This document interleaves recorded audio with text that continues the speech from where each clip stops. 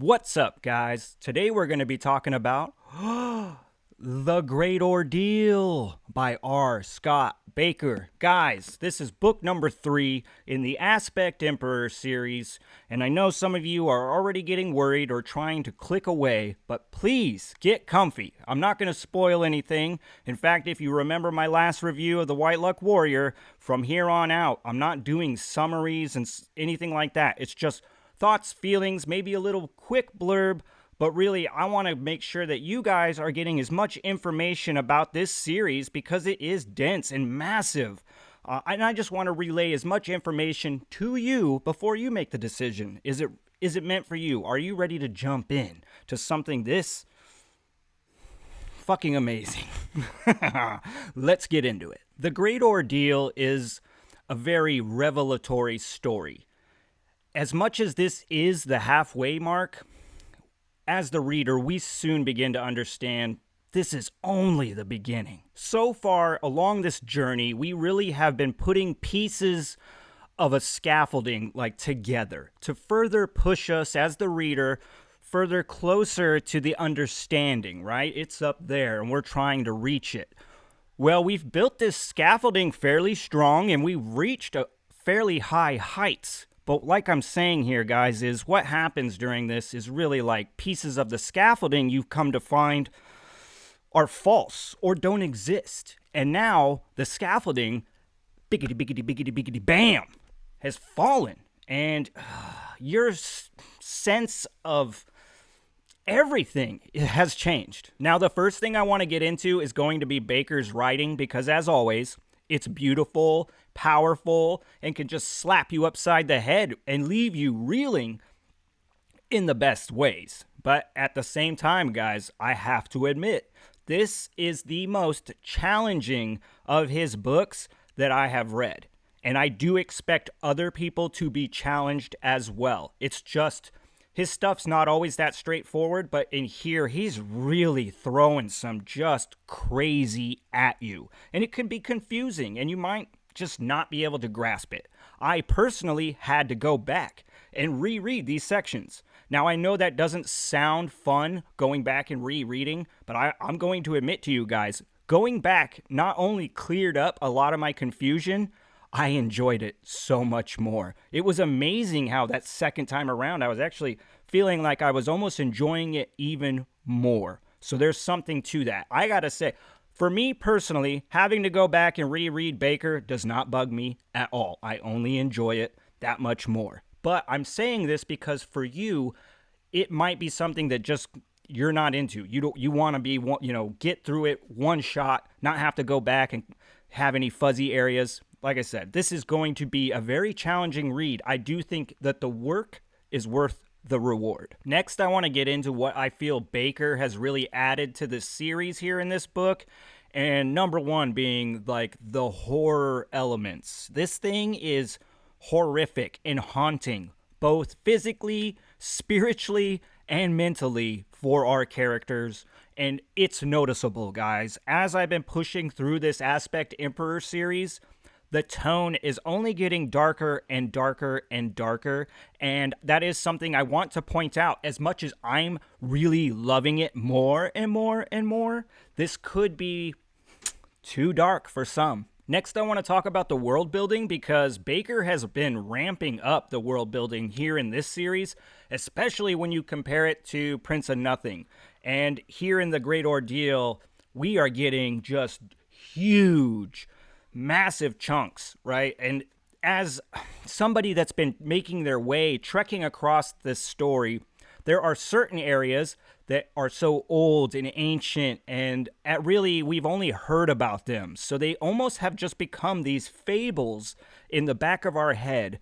But here in this book, we are finally going to put eyes on these places, and it is just fucking awesome because it is done in the most Bakker way, where we are getting just hit with those awe-inspiring descriptions of these ancient places, but also they are filled to the brim with horrors and just, like I said, revelations that will leave you with your head just twisted up. The other thing that Bakker really adds here in the story is characters. For one, the non-men. We really do get to finally spend some time and meet some of these non-men characters. And regardless of what your opinions about them are, these are intriguing people. This is just a tragic race, and I'm very glad that we finally get to see and spend time with them and kind of get some ideas of what the fuck is just going on amongst them. As well as Bakker, even myself, I have criticized Bakker for creating a world that is just horrible and it's rough and tough on women.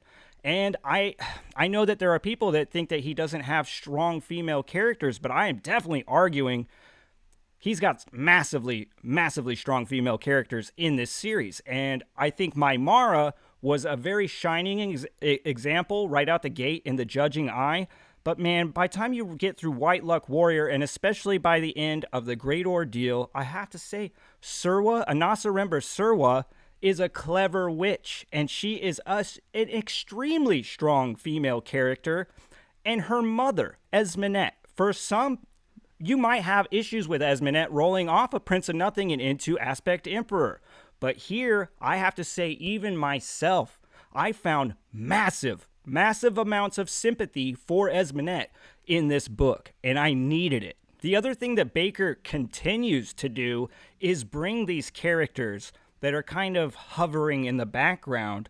He puts them in the foreground, puts them through the grinder, and by the time they come out the other end, you love them. And I just want to say, Seabowool is now one of my favorite Bakker characters, and it's nuts because literally just last book or two, he's really just not even in my head. The next thing I want to talk about is really just the stakes, because this is something I feel has been ramping up as well.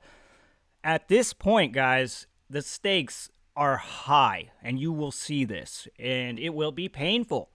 But it is also uncompromisingly kind of realistic in some ways, because it's just, there's not always a happy ending when you're dealing with war and things like this, guys. So, yes, the stakes are so high in this one. Kind of rolling back into that dark tone. Maybe these stakes are just too high as much as the darkness. It's a lot to take in, but some readers might really relish in this because it becomes more intense. The consequences are real. You can't just go fucking around because you're going to get fucked up. Now, I also want to touch kind of lightly on the magic and whatnot because, hey guys, we're going to get some sorceress spectacles once again, ones that are just beautifully written in Bakker fashion, but there's something else that he adds here. And this is, without spoiling too much or anything, or trying not to, right? Let's just say there's a certain Inkoroi object that is on display here in this book. Well, let's just put it this way, guys. You're never gonna forget this. So as far as my 2 cents for the slow and the struggling, guys, this is the most challenging read I probably ever read. Maybe even more than the Silmarillion. Now, I don't want that to go scaring you away because, like I said, this thing is so rewarding. But I just know that it's going to challenge you. It's going to make people struggle. So if you're already a struggling reader, maybe not such a good idea to jump into this. Maybe it's better for you to get out there, digest some other stuff, build those muscles up before attacking such a behemoth like this series, because especially when you get to this book, it's going to eat you alive. Now, slow readers, if you're able to you're a strong reader, you just read slow, fuck, man, I'm telling you, this book is definitely worth a shot. Especially, my big thing I think that would deter people is possibly the tone. This was really starting to get dark and go into an area that a lot of people they just are too scared to go. So, slow readers just know that this thing is it's amazing. But you're going to have to ask yourself the question if you like to play in shadows this dark. All right, guys, as always, thanks for spending some time down here at the channel and R. Scott Bakker. So many thumbs up, man. You are fucking amazing. Next level even, sir. And I gotta say, when I finished this book, at first, it took a little bit. It took a little bit for this to sink in. And don't be surprised if it does for you guys. Like I said, when I'm mentioning, if this series is getting hotter or colder, when I first finished the book, I thought that I liked White Luck Warrior more, but about 4 or 5 days later, I realized that I could not stop thinking about this book, that it is consuming me, that this series really is one of those things, like you stare into the abyss, well, the abyss stares back, and God, I'm just enjoying it in all its unholiness.